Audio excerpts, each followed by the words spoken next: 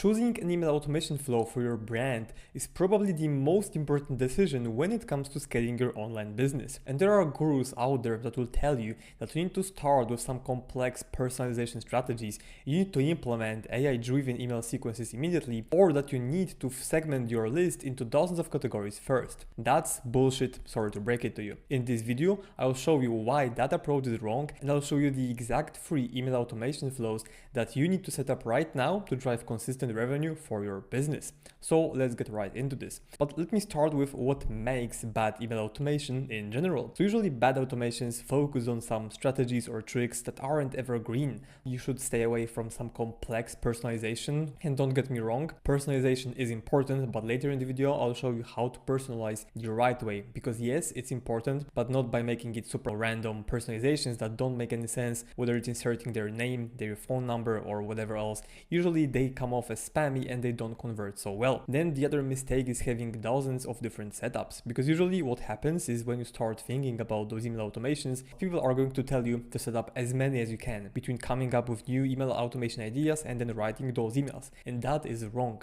You don't need dozens of those automations, you need some core ones that are going to be responsible for the majority of the revenue. Another one is purely technical, so having wrong setup and the wrong filters so that the whole customer journey is not right. Because if you have the whole flow wrong, then people will be getting multiple emails simultaneously and will just be getting fed up at what you're sending them, and ultimately that's not something you want to see. And then again, you just don't want to be focusing on the quantity of the automations you have, you want to be focusing on the quality, which I'm gonna cover later on as well. And the last thing which makes bad email automations is micro-segmenting. If you're doing micro-segmenting, it will be very hard for you to optimize these flows. Why? Because if you have a flow with, let's say, 100 recipients per month, like that's usually a low volume, and you run an A/B test with 2 or 3 variations, that's gonna be like 50 people per variation per month. Now, let me just tell you, it will be very hard for you to make any data-driven decision on actually what's working better and what's not working at all. So that's why I'm going to show you the top 3 email automations that you need to set up. They're gonna be working for every business, and I don't want to show you the exact copy and paste structure. I want to teach you how to set up those automations, because trust me, it's always gonna be different based on the business you're running, based on your current situation, on the products you're selling, services you're promoting, and so on and so on. As you can see, they're gonna be welcome flow, abandoned cart and checkout, and then post purchase. Now let me tell you why each of them is so important, how they work, and what kind of content you should be sending out within those flows. So welcome flow, it's the most important flow because it converts prospects, usually from cold or warm traffic, into paying customers. And this is really the best way to do this, because yes, you can be running retargeting ads, but usually first of all you have restrictions for some kind of ads you can run, probably some kind of content, like let's say before and afters, but with email you can do whatever you want. So this is the welcome flow that you need to set up. It's going to help you decrease the overall customer acquisition cost, get more hesitant buyers to actually buy from you, and you're just going to build a great relationship with all of those people that even if they're not ready to buy right now, for whatever reason, maybe some personal reasons, they will buy from you whenever they need the solution that you're offering in the first place, just because you're staying on the top of their mind. So this is something to remember as well. With the welcome flow, the timing strategy would be simple. You want to send them as many emails in a short time as possible. And I don't mean that you should be sending a single email every single hour. Usually you want to send them an email that you promised, an incentive for them to sign up. Usually it's going to be either a PDF, either a discount code, or anything else of value that they signed up for in exchange for the email address. The first thing you want to do is deliver the promised incentive right away. But then after this, usually you're fine with going time delays between 12 hours to 24 hours. And then after 1 or 2 weeks, you can start expanding that.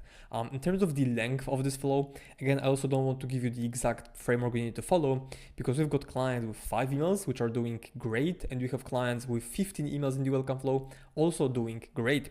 So there is no one size fits all. You need to adjust based on your current strategy, on what you're promoting, how long is the conversion cycle, because if you're selling a low ticket item for 27 bucks, usually short welcome flow will do it. But if you're selling something high ticket that maybe requires people to book a call, or in general like any high ticket item, it it might need a bit more nurturing, so the flow can be extended over time up to like even 45 days after they join the list, because this is what we're seeing as well. Here's some of the content that you should be including in the welcome flow if you want to convert those prospects into paying customers. So I've broken it down into 4 main categories: social proof, nurturing, education, and awareness. That's because all of these areas are really going to be responsible for just converting those people. And if you really were to list all of the major objections someone might have before buying from you, they would probably fall under one of these categories. So you don't have social proof, they don't trust you enough. This is going to be a trust issue, right? So they see you have a product or solution that works, but they're not sure if it's legit, if it actually works, if you're just advertising it. So by showing social proof, obviously you're going to build credibility and show them like, hey, this actually works. It's not a scam, it's not a gimmick, it actually works. Here's hundreds of our customers, here are some of our reviews. And you can be having multiple emails with success stories, transformation stories. They work great because you're showing prospect how you have helped someone go from point A to point B and achieve the dream outcome. So you're presenting this image in your head as well. Then you have nurturing. So this kind of content, it can be usually combined or like it can be confused with the education part or awareness part. But nurturing is going to be pretty much, trying to offer a helping hand, but also more kind of like a value-based content combined with sales content. So obviously all of those emails have to be selling, right? So in some of these, you can be having clear emails about benefits, about the features of the product maybe as well. All of that just to nurture those people, any questions they might have, any hesitation there is, you want to remove this with all those nurturing emails, maybe FAQs, maybe mythbusters, maybe some other, how we are making our products or how I came to be XYZ, which is going to be talking about your story. Story-based emails always do well, and they are going to be falling under the nurturing part of your welcome flow. Then there's going to be education, which is also going to be similar to awareness, but with education, you just want to be educating people as much as possible on your product, right? On the solution, on your solution, on competitors, showing why you're better than competitors and why someone should choose to buy from you rather than from someone else.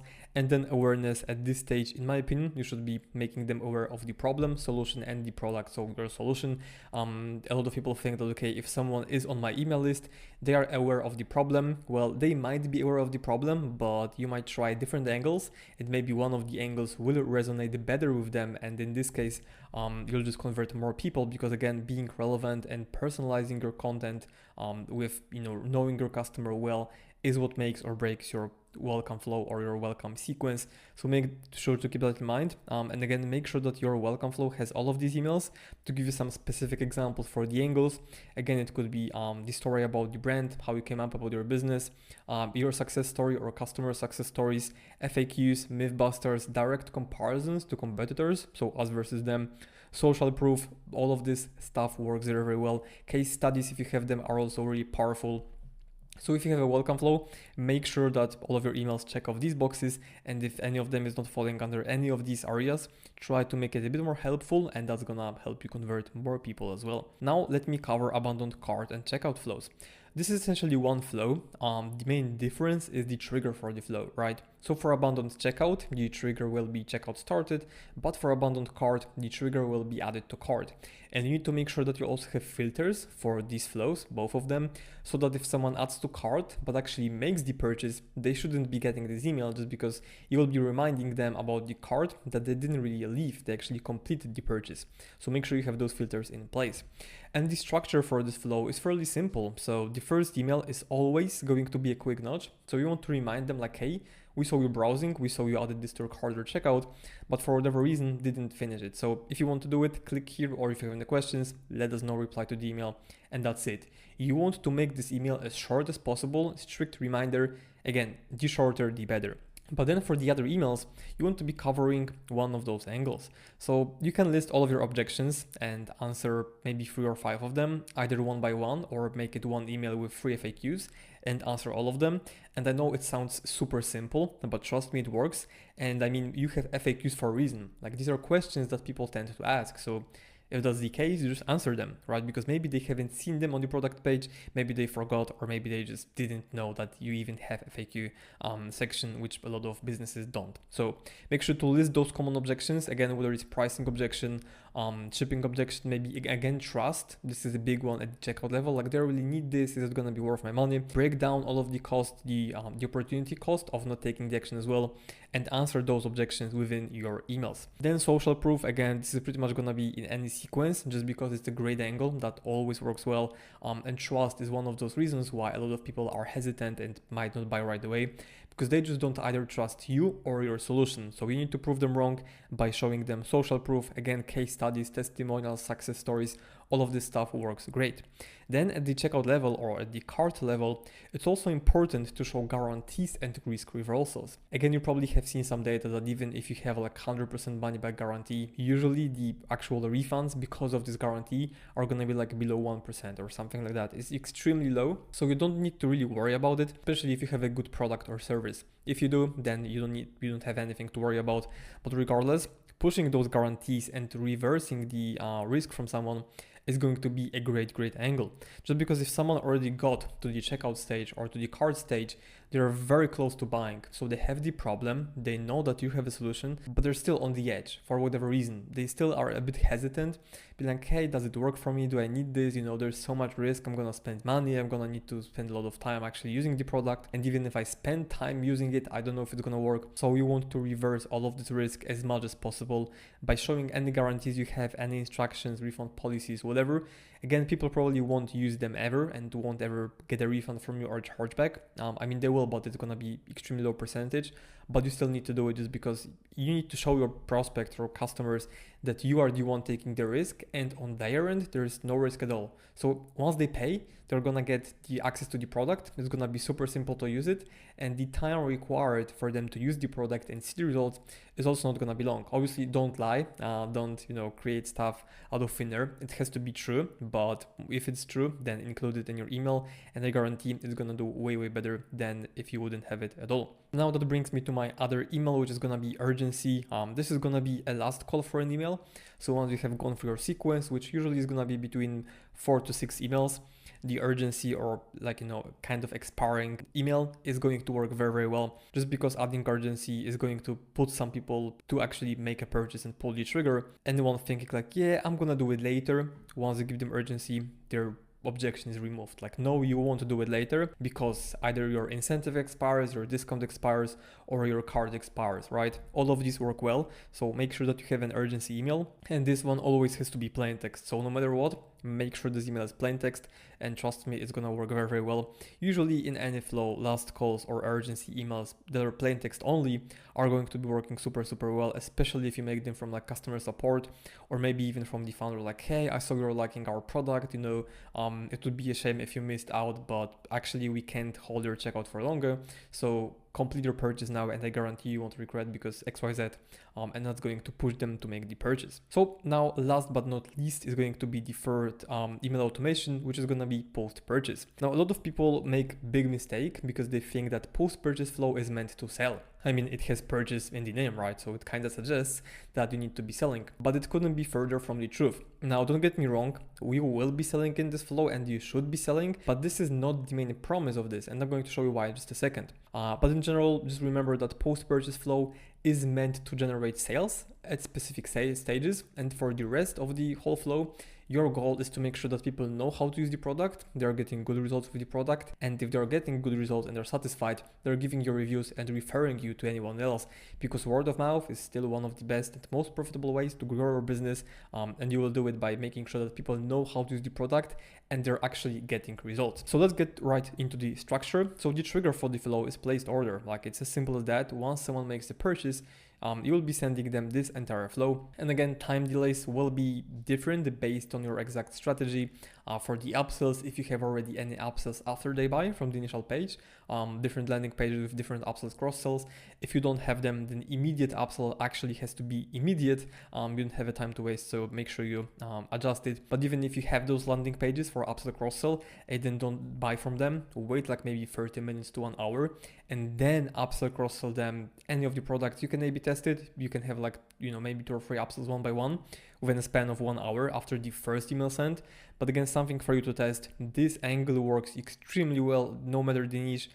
Immediate cross-sell, upsell always pretty much prints for our clients, mainly because people are still in the buying mode. Like, they already paid you, so they're still willing to give you more money pretty much and pay more. And that's why this angle works well. So make sure you're selling them more stuff, and make sure that those cross-sells or upsells are relevant and that you can actually justify why they need it. But then after you're done upselling, cross-selling, no more cross-selling, at least for a while. But stop cross-selling and then focus on actually educating them, building the relationship, and making sure that they know how to use the product. So one of those ways is going to be also removing buyer's remorse, because even if they buy from you, especially after the cross-sells, if they spend tons of money from you, there's always going to be this moment of, did I make a good decision? Was it right? Do I really need it? Was it a good decision? So what you want to do, and what is your goal, is to prove them wrong. Like, hey, you made a great decision. You buying this thing is going to help you achieve your goals that you have been putting off for so long. And right now that you made the purchase, it's exact time when you will achieve it. So you need to have this kind of email in your post-purchase sequence. It's going to help your refund rates. It's going to give you more satisfied customers. And quite often it's also going to give you more repeat customers, because if you remove the buyer's remorse, even while they're waiting for whatever, for them, get them to get the results or anything else, they might go ahead and buy more from you. So make sure that you have this email included. But then you want to be juggling between those three angles, which is going to be further education about the problem, about the brand, about the topic they're interested in, just to kind of build the relationship. Like, you can think about it as having like an email blog where every single week you might be sending a piece of valuable content. But then value content itself is great as well. So top 5 tips on how to improve your relationship, or top 3 tips for moms that can get a night of sleep, on how to actually get a sleep, right? Some value content that you can even go ahead and later on turn into a free PDF or an incentive. Make sure you have value content, just to again be kind of company that someone goes to if they have this specific problem in this specific niche. You become the go-to source, then you're pretty much, you've won. Like, that's it. Good game, and you will be winning quite a lot. So make sure that you have this content in your post-purchase flows. And then most important thing, probably, not the most important thing, but one of the most important things is tips on how to make the most out of their purchase. You want to give them instructions, you want to give them FAQs, you want to show them even like actual videos on how to use the product, all of that, to make sure that they know what they're doing. Because if they know what they're doing, then they're going to get the results. If they get the results, they're gonna buy again, they're gonna keep referring you, they're gonna give you good review, they're gonna be your fans. Like, that's the thing. If they've been struggling with an issue or problem for years or months, and you have solved it, they're gonna love you. Like, that's as simple as that. Make sure this is like your job as well, to teach them how to use the product. You might be like, okay, but I sold the product, so it's not none of my business on like how they use it, if they get the results. No, it's actually false. You need to be teaching them to use the product. If you teach them how to use the product and get the results with what they bought from you, they're going to actually love you. Like, they're going to be your huge fans that are gonna do whatever you want them to do, buy whatever you want them to do, and whatever you want them to buy. And you need to make sure that they know how to use it. If they won't, then you're gonna be, suffering, which sounds crazy, but that's true. You'll just have very, very hard time. You'll have a hard time scaling your business further. So make sure you have all of these in your post-purchase flow. And last but not least, after some time, you still want to do the upsell cross-sell. It doesn't have to be, as hard a cross-sell as the first email. It can be a soft one, but you still want to do it usually after 2 to 4 weeks after the initial purchase. Usually this is the time when they bought from you, they got to use the product, they maybe already got the results.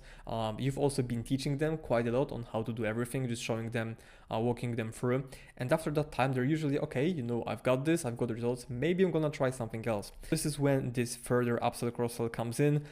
It can be one email, it can be multiple emails promoting different products just to see what works better. In general, you need to be upselling and cross-selling them further, because if you don't, you're gonna be missing out on tons and tons of money. So those are the 3 best email automation flows to start with, and you should 100% run one of those 3 right now before you lose thousands of dollars in potential revenue. If you enjoyed this video, make sure to like and subscribe, because I'll be dropping my free course on email marketing that actually works in 2025 very, very soon. So stay tuned, and I'll see you in the next one. Cheers!